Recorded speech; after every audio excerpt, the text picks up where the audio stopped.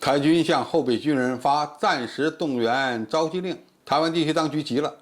那么台军为何不怕把事儿搞大呢？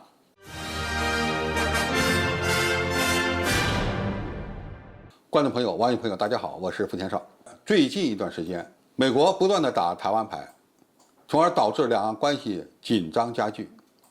台湾地区当局表面上嘴硬也就罢了，万万没想到台军是更不怕事儿大，居然炒作是吧？发布2022年度暂时动员召集令。那么这又是怎么回事呢？据台湾联合新闻网报道，台湾地区的所谓国防部后备指挥部发出了动员召集预告书，要求岛内的后备役军人在2022年1月1日至12月31日期间，随时准备成为暂时动员召集的对象。也就是说，明年整整1年，他们都得在家里等着，随时准备被召。这份通知书言明说，当岛内发生战事或者紧急危难时，国防部将透过大众传播媒体发布动员命令生效。辖区的警察会将动员召集令送至民众的户籍地或指定地点，要求民众携带身份证明文件，准时报到，共同保卫家园。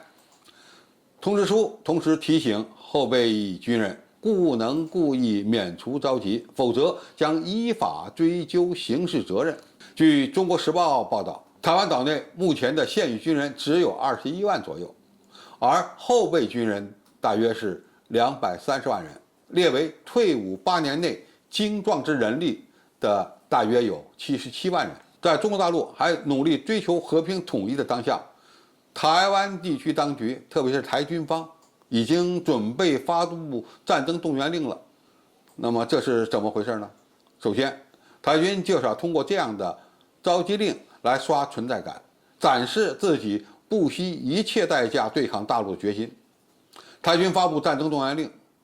恐怕主要的原因还是表态，以便拖着台湾后备军人下水。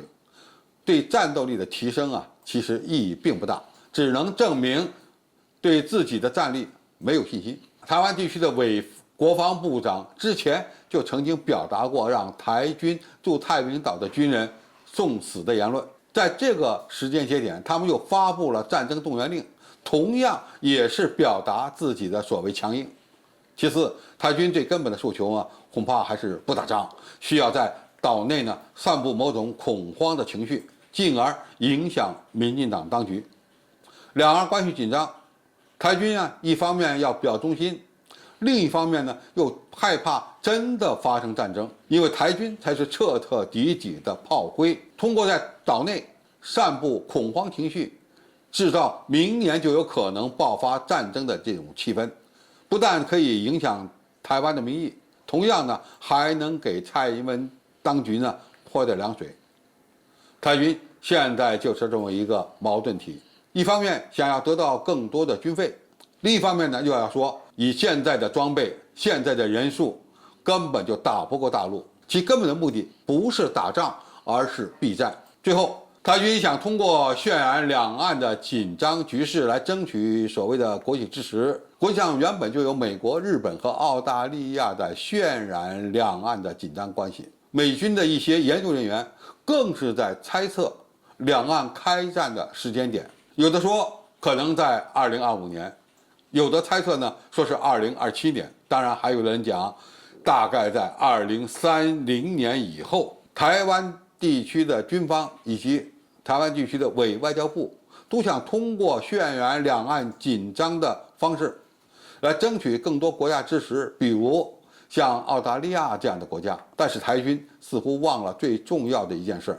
台海会不会发生战争，何时发生战争，决定权不在他们自己的手上，除非台军自己找死。因此未来几年台军的表现只会越来越矛盾，表面上看是不怕事儿大，实际上又很怕出事儿。但是台军想通过这种办法来阻止两岸统一的步伐，显然是痴人说梦。好，今天的评述就到这里，谢谢大家收看，我们下期再见。